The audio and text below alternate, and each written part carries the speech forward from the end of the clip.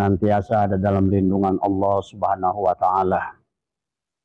Hari ini, saat ini, Abah ingin mengajak kepada Pak Rizik Syihab dan seluruh orang-orang yang masih mendukungnya, wabil khusus kepada Pak Rizik Syihab dan klannya, Mbak Alwi, sadarlah ya. Anda bukan duriat Nabi, Anda bukan ulama, Anda bukan pejabat negeri ini. Tidak pantas marah-marah, maki-maki, mengajak rakyat Nusantara adalah untuk diadu, atau mengajak rakyat Nusantara untuk membantah, untuk melawan kepada pemerintahan yang sah. Ya, ketahuilah, ya, sesungguhnya rakyat ini, bangsa Indonesia dipenuhi oleh orang-orang yang luar biasa, ulama yang luar biasa, dengan memiliki ilmu yang luar biasa, dan memiliki orang-orang yang memiliki kesadaran dan kecintaan kepada bangsa ini. Berhentilah sok ikut campur untuk negeri ini, mengatur negeri ini di dalam urusan apapun, termasuk urusan agama. Karena sejarah membuktikan selama sekian puluh tahun, bahkan dari dakwah-dakwah klan Anda, sesungguhnya lebih banyak menyimpangkan agama daripada adalah untuk mengajarkan manusia beragama. Bahkan dari ceramah-ceramah klan Anda, isinya adalah hanyalah penuh kebencian, kemarahan, mengadu domba rakyat Indonesia untuk melawan pada pemerintahnya. Anda hanya merusak persatuan dan kesatuan negeri ini. Negeri ini punya orang-orang yang hebat, orang-orang yang berilmu, yang darahnya mencintai negeri ini. Kita mengerti tentang bangsa ini. Karena kami adalah orang yang budaya timur adalah lebih beradab, lebih mulia daripada bangsa Arab sekalipun. Oleh karena itulah, jangan ajarkan kami kemarahan, jangan ajarkan kami kebencian. Karena negeri ini dibangun dengan cinta. Anda harus paham tentang itu. Jangan bawa-bawa rakyat Indonesia, negeri ini, untuk mengikuti dari rencana busuk Anda. Negeri ini tidak cocok dengan khilafah yang Anda tawarkan. Pahamilah, wahai sahabatku Pak Rizik Syihab, ya, jangan coba-coba, karena rakyat sekarang adalah sudah sadar. Khilafah adalah bukan fondasi yang benar di dalam Islam. Maka inilah yang tidak boleh rakyat kita yang penuh dengan cinta, yang penuh dengan budaya, yang sudah memiliki budaya luhur jauh sebelum bangsa Anda datang ke sini. Maka kalian tidak cocok hidup di negara ini. Bukan kami ingin mengusir kalian, tetapi tolonglah mengerti, ya. Berhentilah teriak-teriakan Anda bukan siapa-siapa. Pengangkatan imam besar itu hanyalah oleh pengikut Anda, dan sekarang sudah habis masanya. Malulah, karena malu itu al-haya'u minal iman. Malu itu bagian daripada iman. Jangan tambah rusak negeri ini dengan kerendahan yang akan dipandang rendah kalau kalian masih mengaku Islam. Dan juga jangan pernah coba-coba merusak negara ini yang mencintai Allah dan Rasulnya dengan benar. Mencintai duriat-duriat Rasul yang benar. Karena semuanya adalah mengajarkan ilmu, mengajarkan akhlak, mengajarkan adab. Maka bukan budaya barbar, bukan budaya adalah perseteruan, bukan budaya caci maki. Maka inilah, wahai Pak Rizik, sadarlah. Maka marilah, kalau masih bisa kita dilakukan kerjasama, adalah kembalilah kalau memang Anda betah di sini. Dan juga wahai kepada klan Ba'alwi, jangan agung-agungkan Tarim yang kalian agungkan itu. Karena sesungguhnya Tarim tidak memiliki kemuliaan apa-apa. Pahami oleh kalian. Saya malah nggak yakin kalian itu sering main ke Tarim. Karena dari orang-orang yang kita utus ke Tarim, maka justru adalah sebuah negara yang sangat terbelakang, sebuah kampung yang jauh, hanyalah isinya kemusyrikan dan khurafat yang ada. Wahai Pak Rizik, sadarlah, kebohongan klan kalian sudah terbongkar. Rencana busuk sudah terbongkar. Diketahui oleh kami semua, rakyat Indonesia sekarang sudah mulai sadar. Karena dari awal perjuangan pun, klan kalian yang mengaku sebagai Habib itu sungguh tidak punya jasa untuk negeri ini. Maka orang yang pertama adalah Usman bin Yahya. Pak Usman bin Yahya, ya, adalah merupakan antek Belanda yang utama, bekerja sama dengan Senokor Gronyuk dari awal. Dari awal perjuangan pun tidak ada jasa buat negeri ini. Bahkan Abah sudah membaca dalam kitabnya Pandenberg, Belanda pun kepusingan dengan kalian, dengan akhlak kalian. Sampai mendatangkan Ahmad Sukarti dari Sudan. Karena kalian ini satu klan yang barbar, tidak memiliki etika, tidak punya adab, tidak punya malu. Nah, inilah yang harus disadari juga oleh rakyat Indonesia. Kenapa sekarang merasa sok jagoan? Kenapa merasa sok paling benar? Pernahkah Anda melihat siapa diri Anda itu?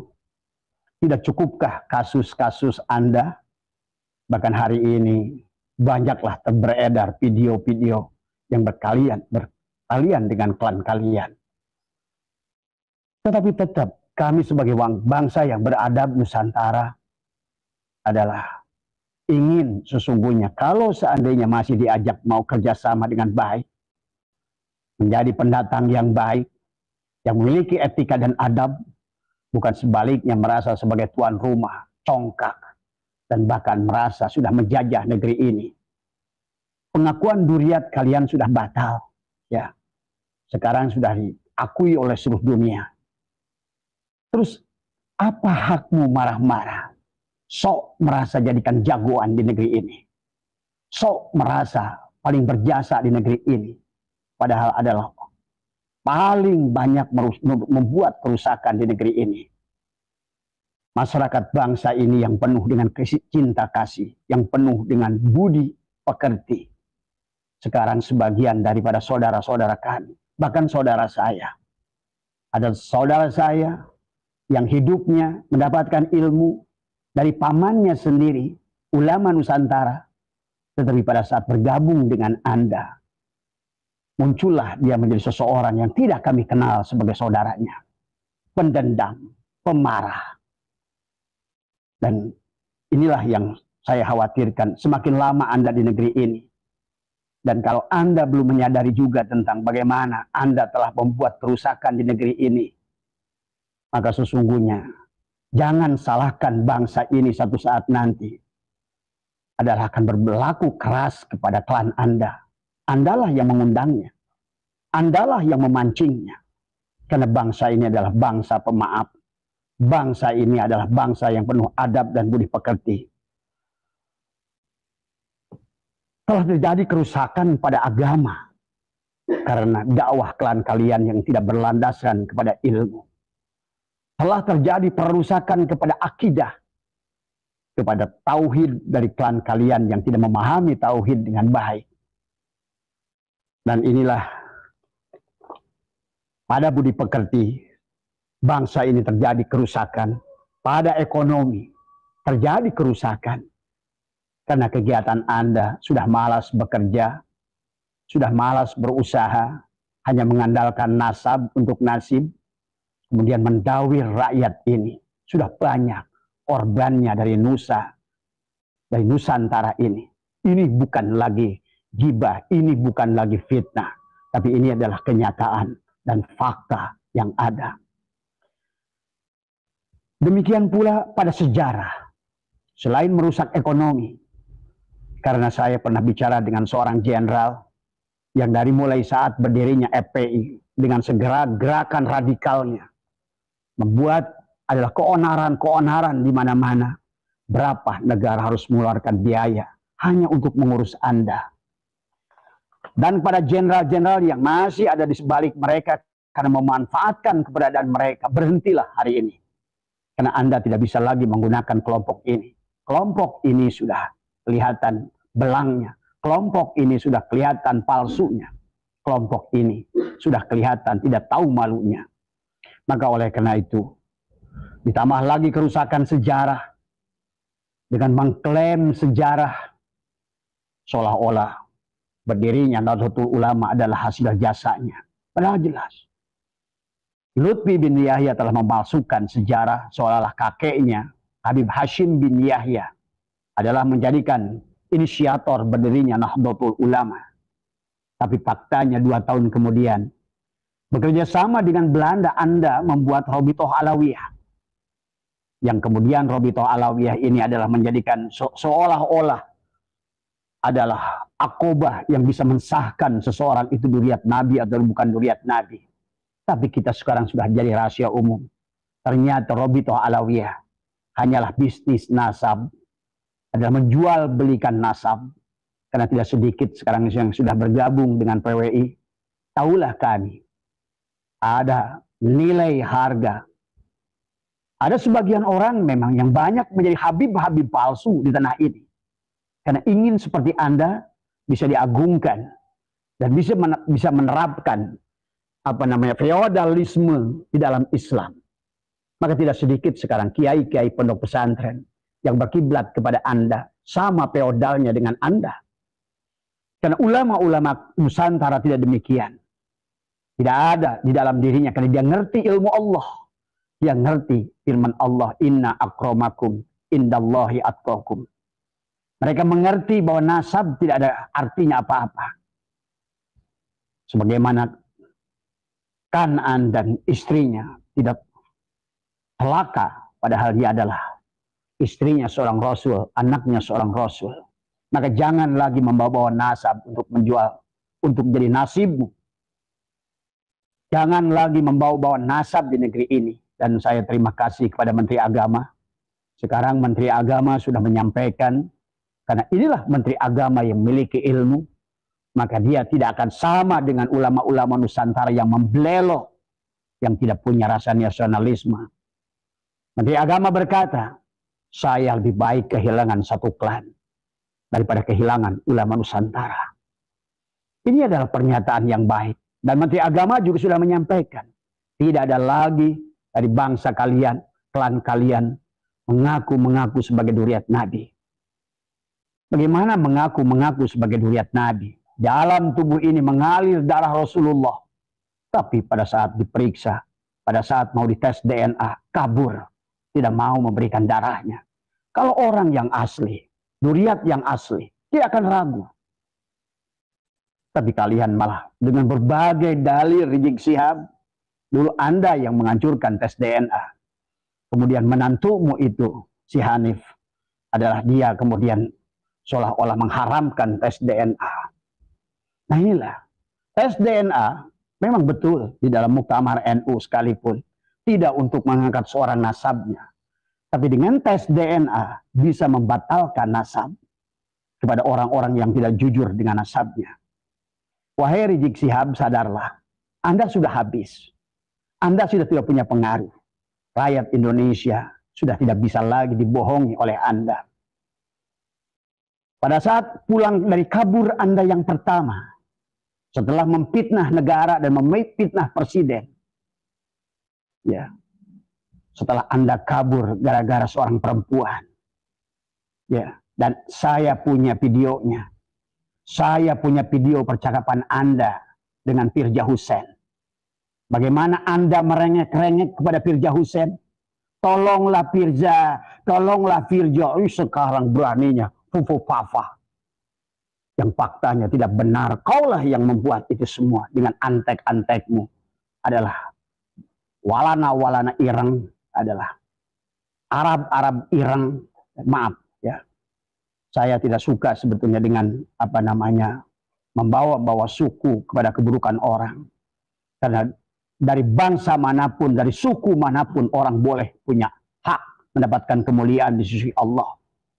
Tanpa harus memandang darahnya itulah darah mulia, darah ningrat.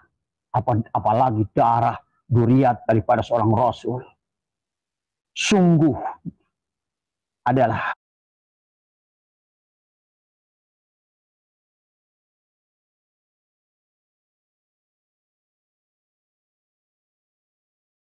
engkau menisbatkan diri kalian kepada adalah duriat Rasul, tapi sesungguhnya kalianlah yang menghinakan baginda Nabi di negara ini. Saya bertemu dengan orang-orang yang di luar Islam dan mereka merendahkan baginda Nabi gara-gara ulah kalian, sikap kalian, arogan kalian, adab kalian, akhlak kalian sama sekali sedikit pun tidak mencerminkan, jangankan dikaitkan kepada duriat Nabi, kepada orang yang memiliki iman saja. Itulah kenapa al-haya'u minal iman. Malu itu bagian dari iman. Karena iman itu adalah perlandaskan orang yang punya malu. Tapi kalian tidak punya malu dari semua. Menjadi tuan rumah. Menganggap diri kalian aulia. Kalian menganggap bahwa Pulau Jawa adalah milik Tarim. Bahkan sekarang, lebih daripada itu kalian anggap pahlawan-pahlawan kalian palsukan. Di mana-mana. Sejarah kalian belokkan. Padahal silakan Anda berkeliling. Silakan ke taman makam pahlawan manapun. Apakah di Kalibata, apakah di Semarang, apakah di Jawa Timur, apakah di berbagai pulau. Tak satu pun yang bermarga Habib. Karena memang kalian adalah merupakan begundal dari awal. Kalian hanyalah merupakan orang-orang yang dimanfaatkan oleh Belanda. Justru untuk mengkelabui umat Islam dengan pura-pura sebagai syahid dan syarif. Ya. Sungguhnya Sunokorgronyo datang ke Indonesia adalah ingin membunuh para syahid dan syarif yang sudah hijrah dari Hijaz karena tadi pengaruhnya orang-orang Hijaz, pengaruhnya daripada orang-orang yang bernafsu ingin mendirikan kerajaan Arab Saudi dengan menghancurkan duriat Rasulullah. Itulah perjalanan Saud yang pertama bersama Lauren, bersama Muhammad bin Abdul Wahab. Ya. Nah inilah yang kalian hai orang Islam sadarilah dari semua. Pahamilah. Pada saat kabur yang pertama, engkau masih disambut banyak orang. Engkau bangga. Jutaan manusia dari bandara sampai ini mengikuti Anda. Demikian pula pada saat 212 yang pertama. Bagaimana manusia? Padahal kita tahu siapa mereka. Mereka adalah hanya HTI. Kelompok-kelompok adalah radikal yang ada di Indonesia. Kelompok-kelompok teroris yang ada di Indonesia. Kelompok-kelompok garis keras yang ada di Indonesia. Yang dia tidak mengerti teriaknya itu adalah bukanlah sebuah kebenaran. Tetapi sebaliknya adalah hanyalah justru untuk merusak kedamaian. Karena sesungguhnya kalau kalian ngerti, kalau kalian belajar lebih jauh, sesungguhnya ada kelompok yang kalian tidak paham. Barangkali menggunakan kalian tanpa kalian sadari. Itulah kenapa 212 itu lihat baca dalam Al-Quran. Surat Al-Baqarah ayat 12. Sesungguhnya apa yang kalian lakukan itu adalah perbuatan sia-sia. Yang sesungguhnya adalah merusak dirimu sendiri. Inilah yang terjadi sahabat. Rizik Syihab merasa sok pahlawan. Merasa sok ngatur presiden. Ingin menghukum Jokowi yang sudah luar biasa. Dicintai rakyat ini. Betul tidak semua presiden adalah semuanya akan menyukai. Tidak mungkin.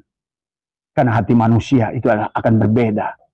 Tapi sadarilah masyarakat, mayoritas masyarakat Indonesia adalah mencintai Pak Jokowi. Apalagi Irian. Seluruh luar Pulau Jawa ini adalah betul-betul orang ini memiliki kesabaran yang tinggi. Walaupun tidak pernah ngaku sebagai duriat Rasul. Walaupun beliau tidak pernah mengaku adalah duriat ulama. Tapi kesabarannya, ketabahannya. Dan dia tidak mau membalas setiap keburukan yang datang padanya. Ini menunjukkan, ini bukan manusia sembarangan. Rizik Syihab. Demikian pula perlakuanmu pada Gus Dur dulu. Lihatlah siapa yang mulia sekarang. Gus Dur pernah berkata, engkau akan menjadi gelandangan politik Rizik Syihab. Dan inilah kenyataan hari ini. Malulah dengan 212 kemarin. Presiden tidak mau hadir pada kumpulan begundalmu itu. Orang-orang tahukah? Saya tahu dari seorang jenderal. Sesungguhnya di antara kerumunan itu ada 3.000 polisi yang menyamar sebagai kalian. Ingin melihat tindak tanduk kalian semua. Jadi kalau jumlahnya hanya berapa ribu, separohnya itu udah polisi. Karena biasanya kalian berbuat sesuatu itu di penghujungnya membuat kerusakan. Ya. Dan hari ini, PWI ini LS, perjuangan Wali Songo Indonesia, dan Laskar Sabilillah. Sebagaimana adalah dulu Salahuddin Al-Ayyubi, sekarang Salahuddin Al-Ayyubi lahir pula di Indonesia. Orang seperti Kiai Imaduddin, Gus Abbas. Maka itulah kenapa jenderal-jenderal yang baik, yang memiliki nasionalisme, yang menjadi lawan kalian dari dulu, kecuali jenderal-jenderal pecundang, yang memang memanfaatkan kalian. Tapi jenderal-jenderal yang memiliki nasionalisme, integritas, dia mencintai bangsanya, dia mencintai Indonesia. Maka oleh karena itu, kami bahagia dengan bergabungnya Jenderal Dudung. Kita bahagia dengan Jenderal Nur Wahid dan jenderal-jenderal yang lain. Karena mereka melihat kami tidak menebar fitnah. Yang kami lakukan adalah membela ketidakbenaran. Yang kami lakukan adalah mengklarifikasi ketidakbenaran. Maka dari setiap ceramah kalian, maka lihat, sebutkan ke saya satu ulama PWI yang menghina kalian secara zati. Dari semua. Tidak. Semuanya kami hanya menjawab. Abah Setu hanya menjawab. Tadi Gus Fuad hanya menjawab. Kiai Suparman hanya menjawab. Dari semua. Gus Abbas hanya menjawab, meluruskan, menjawab, meluruskan. Inilah yang kami dengar sendiri dari Jenderal Dudung. Beliau adalah pembantu presiden. Pak Prabowo pun sudah memberikan salam, mengundang kami juga. Sesungguhnya karena kita tidak berjuang, bahkan tidak minta apa-apa kepada pemerintah sekalipun. Ya. Pahami. Saya melihat bagaimana perjuangan PWI hanya untuk hadir di Rakernas pertama pun dengan ongkos sendiri. Saya dengar ada yang menjual kambing, ada yang menjual ayam, sampai ada yang menggadaikan motor. Karena mereka adalah cinta kepada tanah air ini, cinta kepada ulama-ulama Nusantara, cinta kepada kebenaran, cinta kepada budi pekerti, cinta kepada Nusantara yang penuh dengan budaya yang telah dibangun dari berbagai suku bangsa. Yong Ambon, Yong Celebes, Yong Sumatera, Yong Jawa. Pemuda Katolik, pemuda Kristen, demikian bersatu padu dengan ulama Nusantara. Maka bukan dengan cara seperti itu. Pandangan agamamu itulah yang membuat lihat hari ini Suriah hancur, Libya hancur, Irak hancur. Mau mengikuti gaya apa? Ya. Karena agama yang dibawa oleh baginda Nabi adalah rahmatan lil alamin, rahmatan fil alamin. Bukan agama adalah barbar yang saling membenci. Bagaimana baginda Nabi Muhammad menyuapi orang Yahudi buta 12 tahun. Walaupun dimaki oleh Yahudi, bayangkan yang memakinya adalah Yahudi. Tetap beliau balas dengan cinta. Ujungnya apa? Mereka, orang Yahudi itulah berbondong-bondong kembali pada Islam. Baginda Nabi Muhammad bagaimana berhubungan dengan Nasron? Tidak seperti kalian. Baru saja adalah imam besar Masjid Istiqlal bersalaman, mencium paus. Nggak ada urusannya. Itulah akhlak adab. Sebagaimana baginda Nabi bertemu dengan orang Romawi. Dari semua. Karena sesungguhnya urusan agama itu lakum dinukum waliyadin. Jangan sampai kita malu. Orang-orang yang mencintai paus, yang mencintai mereka,